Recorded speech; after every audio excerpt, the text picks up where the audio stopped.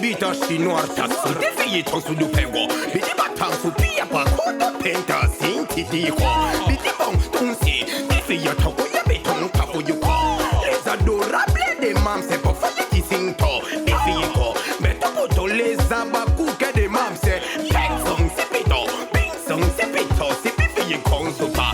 Besi po tinso. Lete les gens qui sont ipan brisili. Oye yang sabe funta. Lete les gens qui sont ipan brisili.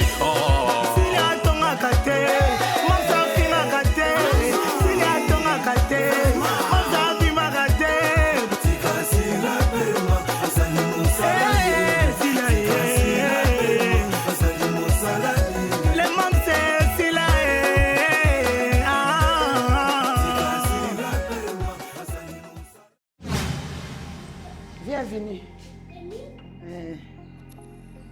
Bene, Oumelie. Après ça, on a retard. T'as le bakutu. Non, non, vous n'avez pas de Viens. Ça va, chérie? Tu vas bien? Na umela na ngate. To na lambi na tikele bioko na ye. Mais non zo. Na ko me mam keta tu bapoko. Essaie l'hôtel. Moi tu n'as pas nanga. Essaie l'hôtel. Mon Vini, sois sage hein. Tu restes avec ta femme. Tantine hein? J'arrive. Viens mon amour. Na tikele biloko ni surtout ana. Mais prends soin de toi hein. Toi là li okoti dans la chambre hein. Bye bébé bisous. Allez. Monte, vite.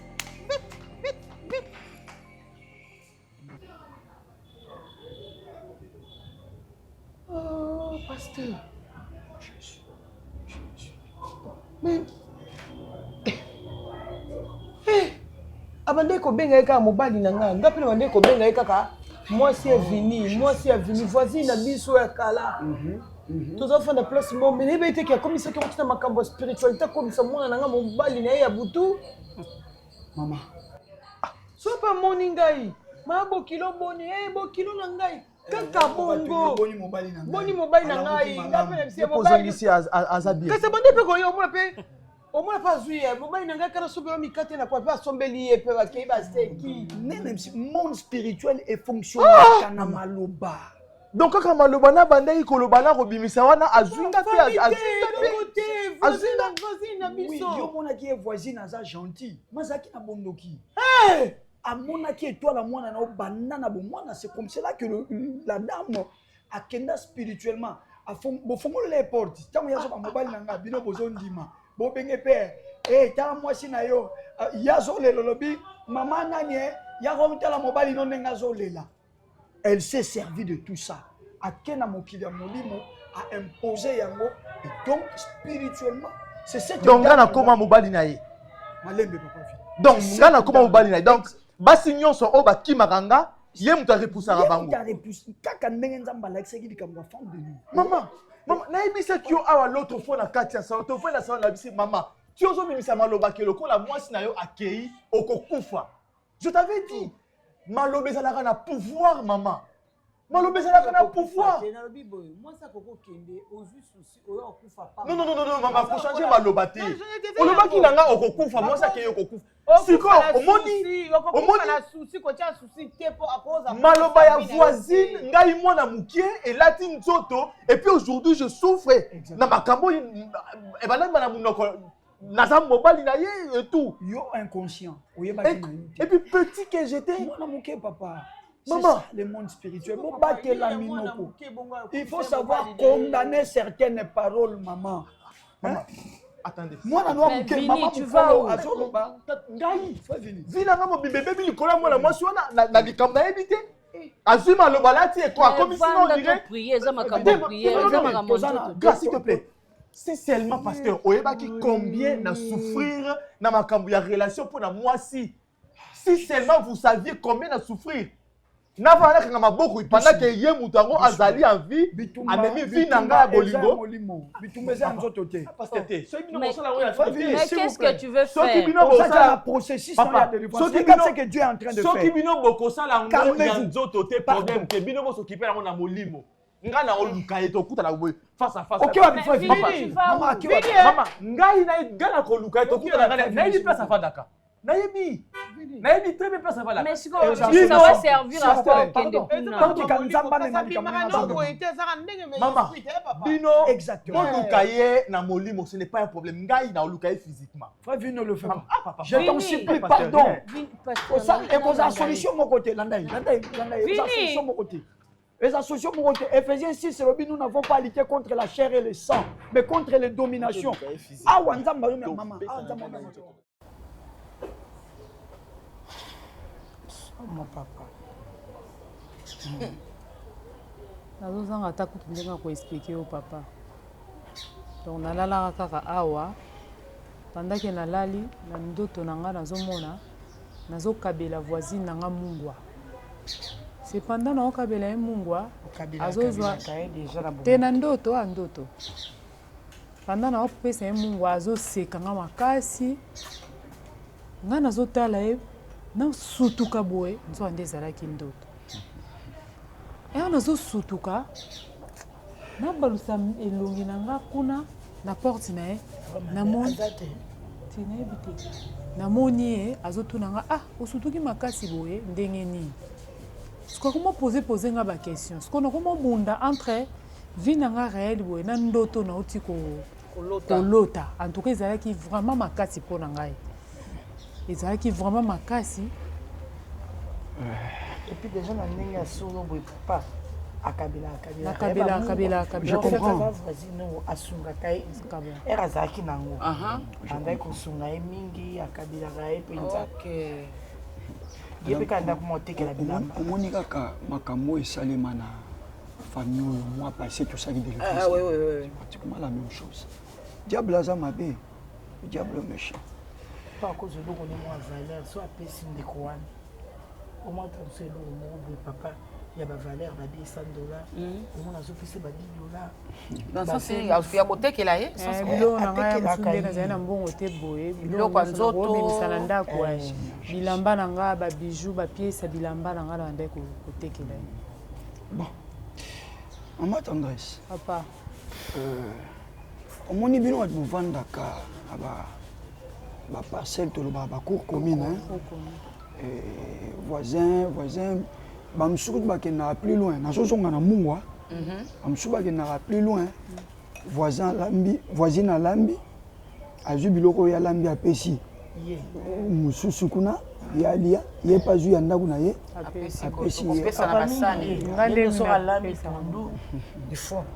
elo nyonso alambaka ye ayakaka na na fufu nazangi biloko donc par rapport à bavoisin na odo ye nde mpenza aza mpenza nde tokangama na ye bandako mpo na ndo amona azali na mwa souffrance mwa mingi nde na bandaki kosunge nayebi ke biloko kolia eza na eloko te soki apesi biloko kolia esala eloko te yapesaki te.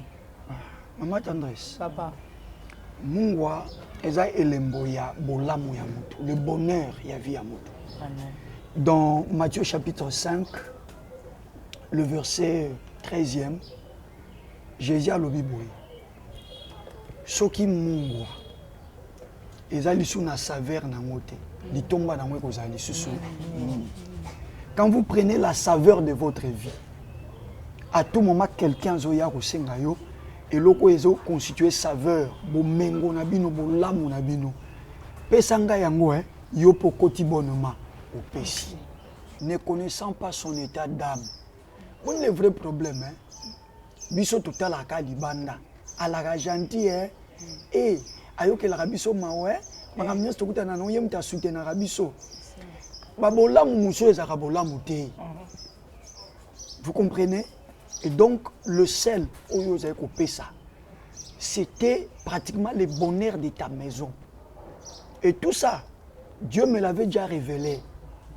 Yango nabaki luka nzambe sambela nzambe pa fungolo misu. Amen. Quand je suis arrivé ici, le Saint-Esprit a me mis à comprendre que bitumbano ezo uta na porte elandi yo. Amen. Je l'ai compris. Et donc ezaka pasi. Maman, et pasi. Bon, ça va. Est-ce qu'Azali elle est là. Problème, papa. Maman tendresse. Papa. Maman tendresse. Botala yebisa que pasteur a besoin na yo. Eh papa na kokoka te makolo ezolenga ngai makolo ezolenga mama na kokoka te. Eza problème na bino lisusu te komi problème na ngai mosali ya Nzambe. Mama Ange yo bengai kasi. Yo bengai. Papa. Botika charge wana pa na ngai. Tika kubanga. Maman Tendresse, calmez-vous, calmez-vous. Toc toc toc. Oluka Nzambe. Toc toc toc. Aloba ki bukanga na komi monisa. Maman Olivia. Cherchez Dieu. Nazoya. S'il vous plaît. Tu les as penza malamu. Ah, bonjour. Nazo wasai na kai. Osman. Atkatozena pasteur Tabenga. Tel kamute to fait la en famille et tout ça. Basta. Maman, naza na besoin na yo. Na yaki wana? Yakati où? Maman Olivia. Bon bossio yaka ati. Te pona na kamwende. Pasteur. Maman, poussana non? Pasteur Likambu. Maman, pourquoi au jalousara moi la monsieur? Ngai. Nalobi pourquoi au jalousara moi la monsieur? Kana ojalusia Likambu papa pasteur to vanda bien et tendresse. No baka nanu ko. To fai na bien awa wana sunge na bana ati babeli ngamba keso mbili kukisi. Kana jalousara yo mama tendresse. Ah. Elo ningana to wele. Question mususu na bandeli. Pourquoi au jaloux? Naza Likambu na été papa, naza Likambu na été. Na jalousaka epete. Hein? Likambu ni nyango. Au nom de Jésus-Christ de Nazareth. Chabra César, la barabouche. Rosso, Sizivato. Au nom de Jésus-Christ. Au jaloux à quel point? Pourquoi? Allez qui va t'en mingi. Boni boy. Boni boy. Makambo coupe ya bino tofo monga libanda. Nazaki na besoin koyo kango. Tendresse yo na mobali na yo. Boza na ndaku. Boza na ndaku. Pona nika libanda. Pona nika libanda. Pona nika libanda tendresse. Bambongo. Bamituka, bakado. Feka to yo kango. Ba vantara biloko kolia. Akabila kayuti. Ngai ndeka mobola. Ngai ndeka nazangaka. Ngai ndeka nazangaka. Nayoka ki motema pasi. Nayoka ki pasi. Nayoka ki pasi. Humiliation le kaki. Tendresse ko tailler nga ba bien. Ba valeur ba bijoux. Ba valeur ba bijoux. Qu'est-ce que tu as fait? Salaki nini? Ba valeur ba bijoux. Na sili kaki. Motema nga tombo kaki. Nakokaki te. Nakende komona. Nakende komona. Nakende komona. Nakende komona. Aida mona nganga. Kwele kaki. Nalingaki bango pe bayoka. Oh biso tozanga tomonaka. Pona ni makambo na bino ya couple. Ngala zanga mobali. Obeta ngokana miso. Taka na miso na ngai. Allez sikoyo. Nalobi kanga moloko na yo atuni yo. Oyo salaki wana. Yo nde mtu sali ke pa koma na pasio ba koma. Ngai nde. Okay. Ngai nde. Okay. Nalingai kutukufa. Nalingai kufa. Nalingai kufa. Nalingai kufa. Nalingai Nzambe. Puissance na Nzambe. Ezokende kobebisa misala nyonso ya salaki na ndako ya mama Tendresse. Au nom de Jésus, allez. Au nom de Jésus, les faits devront entrer allez, na kombo na Yesu. Au nom de Jésus, allez le feu. Moto, moto na Nzambe.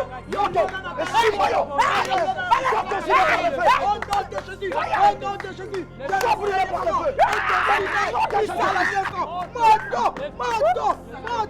Moto. Osikala kombo na Yesu. Basemasi nyonso oyo seme na ndako oyo. Ezika, ezonga. Au nom de Jésus. On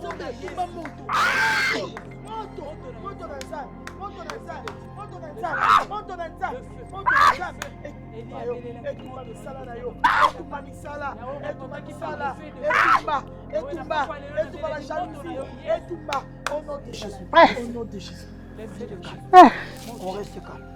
Au nom de Jésus. Bible lobby. Bibulo batimoli contre yo bango moko bakojina. Amen. Amen. Seigneur, accomplis ta parole Amen. et accomplis ta volonté. Amen. Au nom de Jésus-Christ. Au nom de Jésus.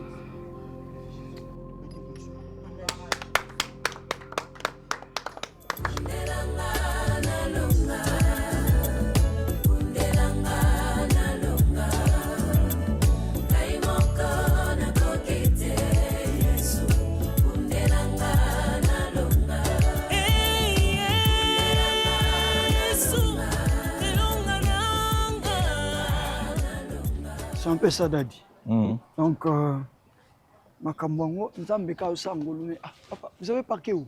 Non, devant. Ah, Non, on a ok. dit qu'il y avait une voiture ici. Si, toi, aménagez-moi un mini parking Nabiso Awa. Ok. Et ça Nabiso quand même bien. Pour notre dimanche passé, Zambassa quand même Ngolo. Ok. On pouvait compter 10 personnes, 3 papas, 7 mamans. C'est déjà un pas. Parce que les 10, c'est robot à 20, 20 est beau 40, 40.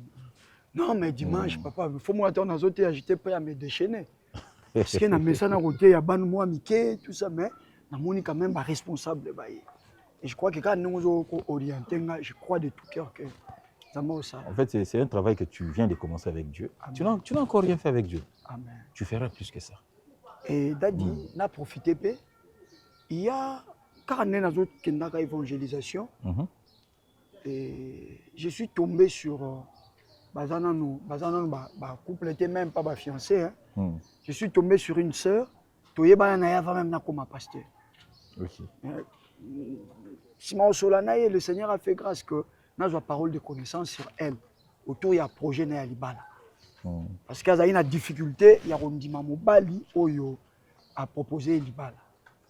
Alors, parce que dans la parole, c'est que cet homme-là avait un sérieux problème spirituel.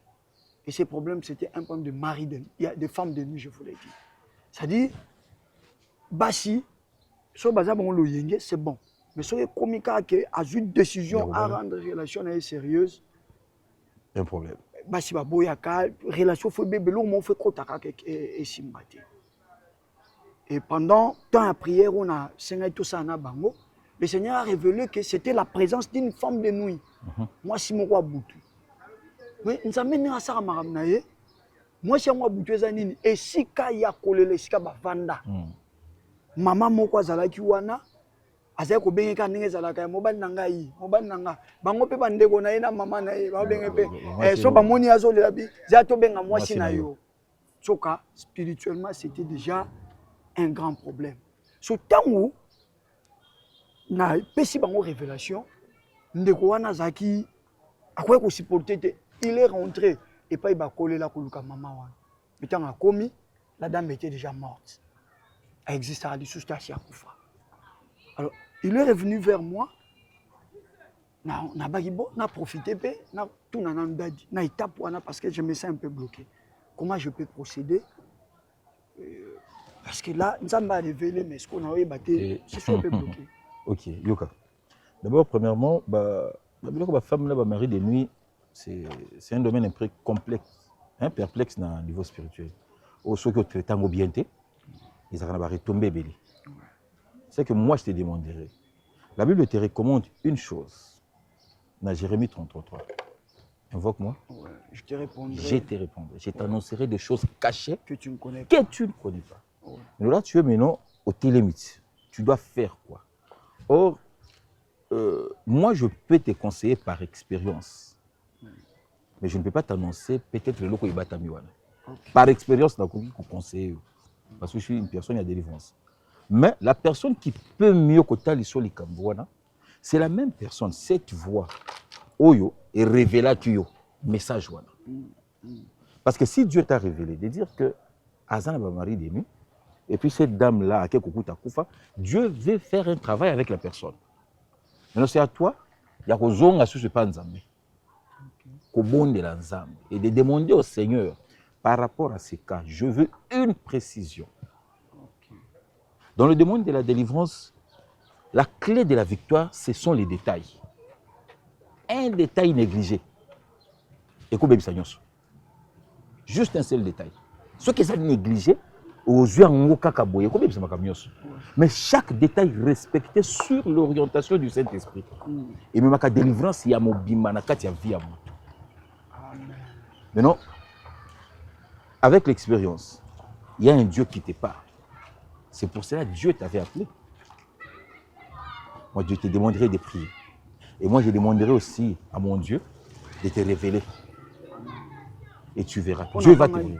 Zamba pour révéler. Non,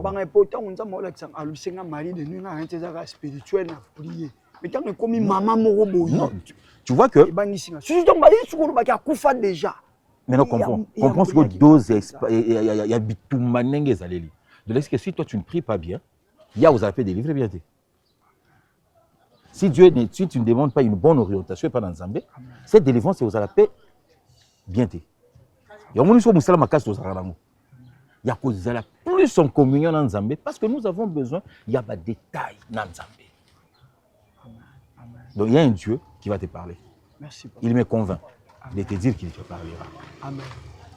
C'est parmi les premiers ma délivrance maternelle. On a bien on maternelle on Zamba bandina. Tu traiteras de grandes choses. Maman, on est une femme de nez à moutou normal à Koufa papa zo bien maternelle.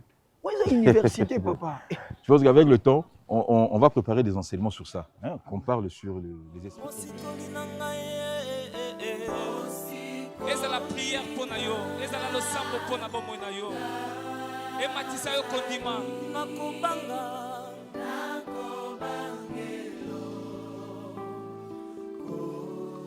ata nakomi na suka ata ngai Venu au Moni, Philippiens chapitre 4, verset 6. Ça, c'est l'apôtre Paul qui dit. Ne vous inquiétez de rien, mais en toute chose, faites connaître à Dieu vos besoins. Par des prières, des supplications, avec action de grâce. Ce qui vient mener, c'est important. Alors, et la paix de Dieu, qui surpasse toute intelligence, gardera vos cœurs. Beaucoup de gens aujourd'hui, par exemple, au Kanissa, que la solution, et ça, le pays ça doit catégoriquement passer par une guerre. Ça, c'est la logique humaine. Mais dans la logique spirituelle, ça ne se passe pas comme ça. A comme ça, et ça m'a physiquement, et ça m'a spirituellement. Yo kanisi soko kenda ki atokutaki na bomoy. On réussi à trouver délivrance na yo parce que kutie na bomoy. Pasteur, attention il a kutaki délivrance te. Nenga na beta ina makofi. Voilà. Na betie makofi yo pe ayoki pasi o nga na yoka ki pendant que physique nanga e banda ko nyo kwa na souffrance na makamba basi. Non, mbongo nyo za na besoin oyo ya pesa yo. Parce que ça m'a spirituellement.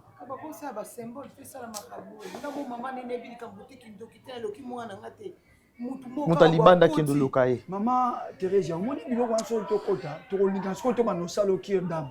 Est-ce que mukolongo maman wa yaka kabela ka bino biloko te ke na yena biloko pona mobali nanga yo pozora ngone sema.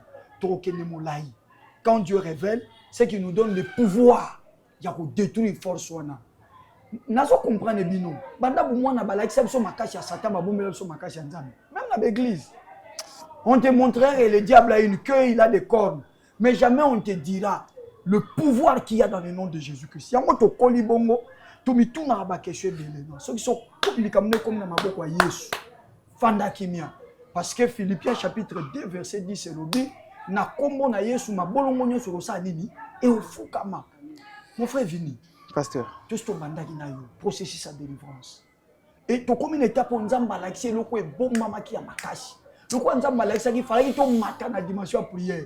Fallait qu'il pas to s'agiter n'est to s'agiter qui. Mais rien ne perdu. On va encore prendre 3 jours de jeûne et prière.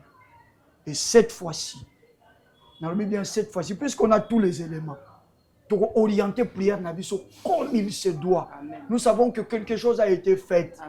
Bah, na inconscience na yo maman pa yeba kité bovandaki na ndoki moko akomisa kyo mwasi mobali na yo. Et ce ndoki là ça ko telemela ba relation na yo nyonso. Siko to orienter bien le sang. Na ebisio ke ya kufia kende na ye nzamba za capable okende ko kokende kobimisa. Tuni na sens que Vini azana bomo mama wa kufaki. Oui. Akange kandeni pour mtasa kufa déjà kini. Et kasi yakangaki ye ya kufi me misala wana milimo mabe wana baso continuer coopérer. Tu sais il faut benga de moi kufa de moi benga na raini. C'est ce qui m'énerve, c'est quoi? Hein? Ce qui m'énerve, basi ya kitoko bazo kende. Mais yeso kazande nazo ko exploiter nga moi si moko mabe mama moko boy mukolo elongi so ndeni nazo ko exploiter ngai. Azo ko exploiter ngai. Papa, andimenga le bazaki no pe basina. Moi ça me mis la prière seconde moi. Exactement. Na yebisaki yango papa. Moninga ni ka la muso na yaka. Tango ko koma na oya yo kimie kokota yango. Nzambe azanzambe. Asangisaka makambo po mema mutu na esiko ya li mutu akoma. Hein? Oh, kutanaki nango eza lokola ba citerne babwakaki Joseph. Nani lisusu papa. Alika ko compliquer nga papa. Oye pa boya kena. Bia boya ki makei mosanza ba kute na ye. Ayebisi makambo ne ko zonga azaki. Kokutana ya yo na ndeko grâce ezali dans la providence divine. Nzamba yebi. Est-ce que je dis vrai? Qui m'a kinga boya kiti? Oui, c'est vrai. Bo vai na cousin, bo vai na nani na neve na ngai, er moninga hotel mo bimi okay. Mais ça y kapé mama wana daki. Isala na mabe wana ndeki. Mama wana kimisaki. Mais pourquoi ça faible bondeni ça bêtise. Bon, papa vini. Wana za makamna bino balé bo ça ba délire na bino. Oh, c'est important zali. À partir de demain, on traîne pas. OK, d'accord. 3 jours de prière. OK. Et puis minuit à l'élo, on a bien à partir de demain. Minuit à l'élo to bandi déjà. OK. To kati kolia, le sambo kana régime to zaina on liboso. OK. 6h, 12h, 17h et puis na ba 19h to kutani pour la prière générale. OK, d'accord. Yesu soki aza Yesu, aolonga kaka. Amen. Amen. Samba kombo.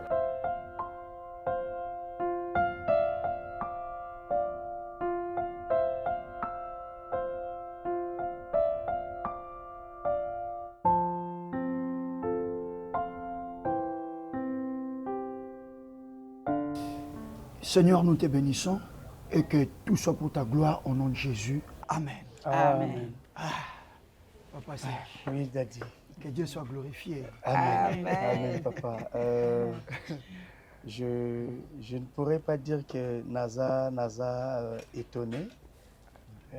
Mais sauf que, depuis que j'étais à la prison, naïba quitté que papa a Azara Moussali Anzali. Akoma. Akoma, oui. Dès lors que... Appelle Kangi. Appelle les Kangi, papa, Akoma Moussali Anzali. Appelle Nzambe ato Kimyango, Ozaloko Jonas.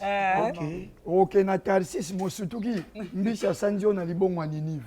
C'est ce qui s'est passé avec moi. En tout cas, papa... Ça, c'est notre passé. Et au nom de toute ma grande famille, je vous dis merci. Amen. Parce que dans le moment où on a l'équipe à passer na boloko, maman m'informait souvent. Ndengeni bo simbié pendant na maboko na ba prière et ngamoko naza témoignage vivant. Il y a ba réalité nyonso oyo nzamba sali na se ya maboko na bino. Et les lobana ba recouvrir santé na bango. Gloire à Dieu.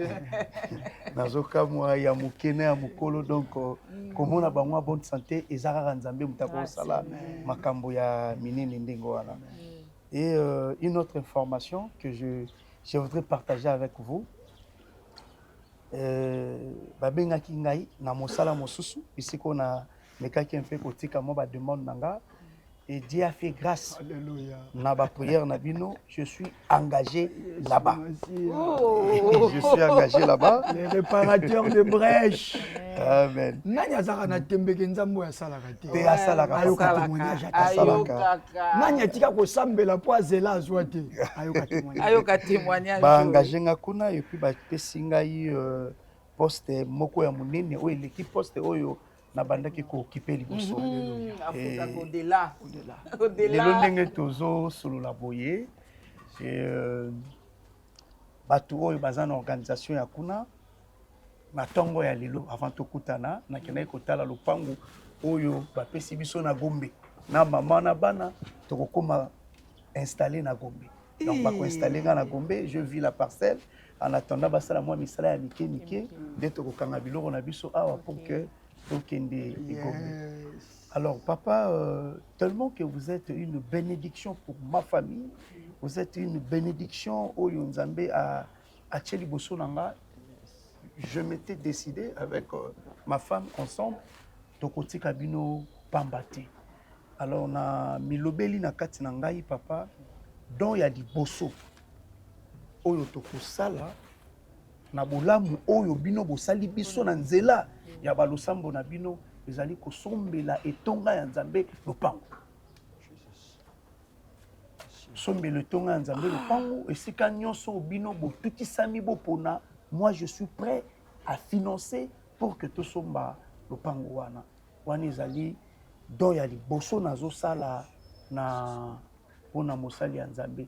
Et je vous confirme et j'affirme ici, Gasser Gelouyeye, nazali partenaire na yo ya vie papa. Gloire à Jésus. Esika nyonso to ekosenga makoki ya kobimisa mbongo pona kotana mosolo ya mosala ya Nzambe et kende liboso papa, je m'engage avec ma famille. Je m'engage. Gloire à toi. Zamba lola asalaka na ngonga na tango na ye. Gloire à Jésus. Banjelu babeta ngonga. Zambo apesa bato adresse. Banjelu babeta ngonga. Papa, kouta nesiko na wutaki, j'avais perdu l'espoir. Naïba quitté qu'un jour je peux encore me retrouver comme ça, voir ma famille et les lotos se kamengi toujours se kaboy. Ma kambose belé, maman m'a fait souffler contre la voisine. La voisine, famille n'a récupéré qui bon, il paraît. Je confirme pas, je dis qu'il paraît, selon ma source sa maman, que ba internat une église mokobo. Wana ezali mutu azobuka oyo alonaki. Bible lobi basakanaka na Nzambe te. Oza ndoki, ozwa mayele no abutu, oza motema ya keto, ndenge bakongo balobaka motema ya likunia. Mais comprendre que mutu azopambola moninga eza Nzambe. Naluka nde Nzambe apambolanga. Ne va pas combattre l'autre parce que Dieu est en train de le bénir. Et puis papa biso nde tozanga discrétion en fait. En tout cas, vu enseigner sur la discrétion. Kotanda bolumbo en fait ya ndako na ngai te. Kotanda vie ya mobali na ngai te ya bana na ngai te ya ngai te. Je ne sais pas papa. Moi aussi je ne le savais pas. Chambre basala ngopona nini? Ka pona kobota bana te. Papa. Nde na chambre sika tout se planifie na kati ya ba vie ya ba couple. Bato mayele kutu ba bi les murs ont des oreilles. C'est comme boye libanda. Si les murs ont des oreilles et l'extérieur maintenant. Ah, ça c'est les paroles à sagesse. Même bitumba Job a besoin de la vie. Parce que son tani Job un kokuta dans Job 1, Job a zomi beta tolo. Ngai naza integre nzamba pambolanga bana nanga baza malamu yango satani na webisa nzambe simba biloko na ye okomona ako wanga na yo. Soyons discrets dans la vie. Mutu amona ba effet ya lipamboli na yo. Mais quoi relaxa te, je suis béni et puis papa na lingana batselo ko moko matinga ikamba ko kaba. OK. Mingi to kaba kama to kabaka physiquement et non spirituellement. OK. Tango zo kaba wi mutu azangi to pekisa batu baso to sungana te. Amen. Tango zo kaba est-ce que Ozui et loko yozo kabawana au bombi yango na le sang de Jésus. Est-ce qu'on sanctifie yango? Est-ce qu'on couvrir yango na Saint-Esprit? Est-ce qu'on lobi que mbongo nga nazo pesa tango ezo kende ate mabaloba ke koloba maloba mabe ezo isikate na mbongo ezo isikate na elamba o ezo isikate na bijou o to sala yango te to kabaka kaka et tango to kaba muto ana ke ya moni yango ezala yango polele ozape polele directement saini à côté. Dans ta Bible, le but tout est sanctifié par la prière. Par la prière, oui. Tout sauf rien. Mais pour ces dons, je vous rassure que na sanctifié en déjà. Non, maman, wana. Ça dépend de moi. Tu as dit 4 mois. Il n'y a pas de souci. Même il y a 4 mois, on a dit, je veux payer ça. Là, je vous confirme, je vais payer ça pour le Kiskanyo Stobobo. Bandal, papa. Mais Nzamba yebisa mobali nanga lobi na ko kamwisa yo. Na ko salela au-delà ma pensée na yo. Papa na suki kaka. C'est qui loba Nzambe ko kisami na beba. Na suki kaka na don à lopango te. Je vous le dis, Daddy. Et puis, le pas autant que je suis madati. Je n'aimerais pas que, bon, si lié au Bozali, bon, yamba la mona le pas outé. Na koto ta ba partenaire au yanga privé et puis na entreprise au ya construction et qu'on y a tonga nzambe et puis le temps où beaucoup ya wana beaucoup ti déjà église et ça déjà parce que là si yo pesi biso ka plan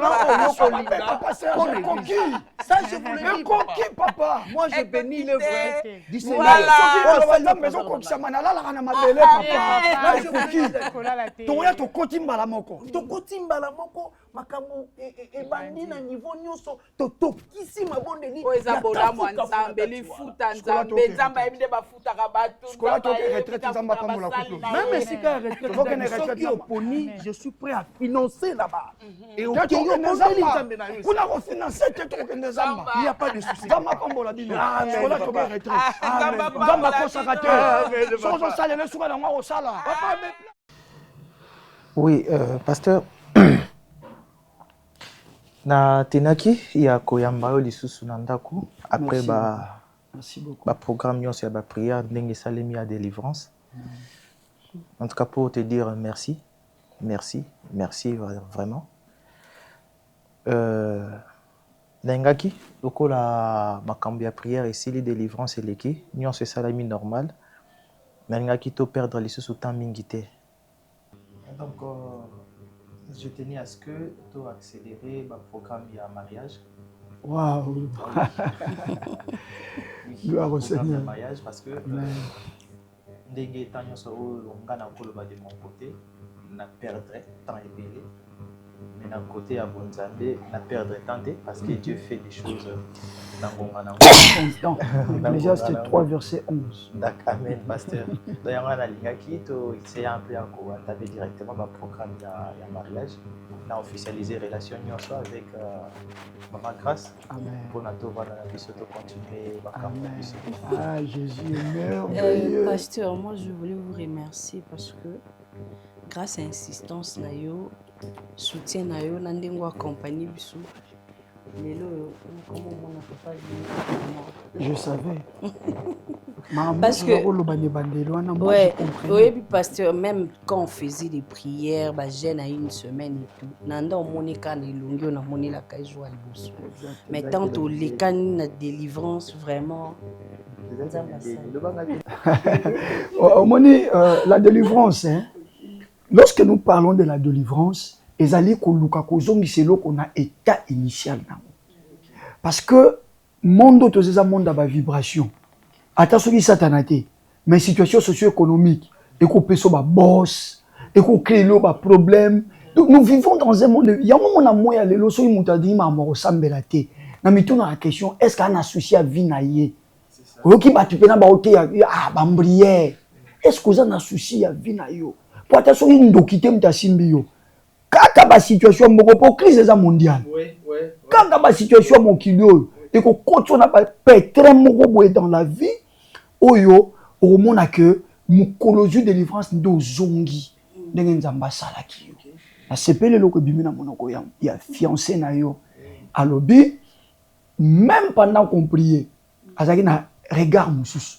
Mais sikoyo, tant on tolo penza aboinde ko lobana mis nanga ke na o senti penanga no oyo l'homme de ma vie. C'est ce qu'elle a voulu me transmettre indirectement. Je suis content. Merci à Dieu. Et puis, dans sa deuxième proposition, donc, on a au Linga, Nazala, comme partenaire à l'église. Donc, financièrement, je dois soutenir l'église. L'église est comme mon aîné et Kendeli Bosso. Donc, ça sera une façon à moi, il y a ça la action de grâce nanga à vie. Dans ma vie, na consacré tant nanga penza ebele pour na makambia ko soutenir l'église. Oh Yesu. En plein culte. Nzamba ko sarate. OK. Nzamba ko sarate. Papa nzamba pambola. Amen papa. Nous ozo mona nga bo nzoto mike, mais vision na ngo za tala. Ya muleni. Nzamba la kangalo bana ngalo bi mwana na ngai na ko pesa yo un grand ministère na ko fungola. OK. Finayo. OK. Na ko fungola ministère na yo. Tu auras une grande église. Amen. Mais nazako tala ngai moko vi na ngai na onzamba za koloba na nga. OK. Je pensais que monsieur Zainga mona ocha makanisi. Là, on comprendre que bino moza ba provision nzamba bongisa pour le ministère. Amen. Amen. Ah, papa Vini. Papa. Nzamba sala ke o lobby et salema. Amen. Tout nimisa boke. On a la vision hein que to sali activité moro il y a une semaine, 2 jours na martyr. 2 jours mususu toke na on 2 jours tata Raphaël, 2 jours martyr et puis 2 jours 3 jours ekotika la wana. Toko luka soki pe liboso parler de la nation. OK. Popé ba GR ba monyo so na pe. Ba yoka e papa. Ba yoka liloba. Sango malamu ezawa. OK. Sango malamu ezawa. Eza ko zanga nde ba partenaire. OK, OK, OK. Je dois prier pour vous. Je peux faire Jésus. Allez, Jésus. Père au nom de Jésus-Christ. Lole fungwama. Lole fungwama. Libala na bango esalema nzambe baporta minene fungwama mpona ministère na nga osala moto akosala te na pamboli bango au nom de Jésus-Christ ndoki akomeka koloka bino avant zwa likanisi wana nasi na bengi kaki alole kwela ye au nom de Jésus-Christ. Amen. Ainsi je vous bénis au nom de Jésus. Amen. Amen, pasteur. Amen.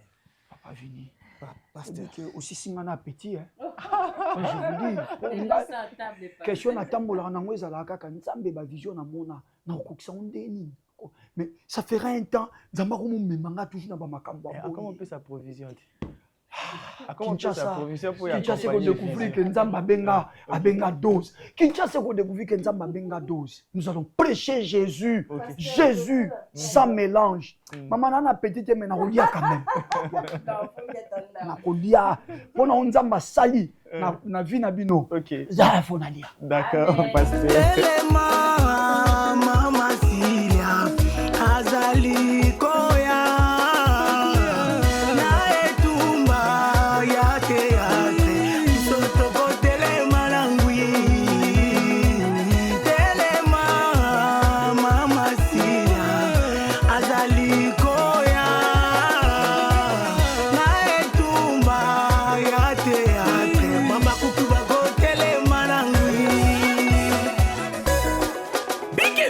Chinois taxi défayé ton sous le pengo bidi batang sous pia pa kodo penta sinti di ko bidi bon ton si défayé ton ko ya beton pa fo yuko les adorables des mams c'est pour faire qui sing to défayé ko mais to poto les abaku que des mams c'est peng song c'est pito peng song c'est pito c'est défayé kon so pa mais c'est pas ting so les gens qui sont hypan brusili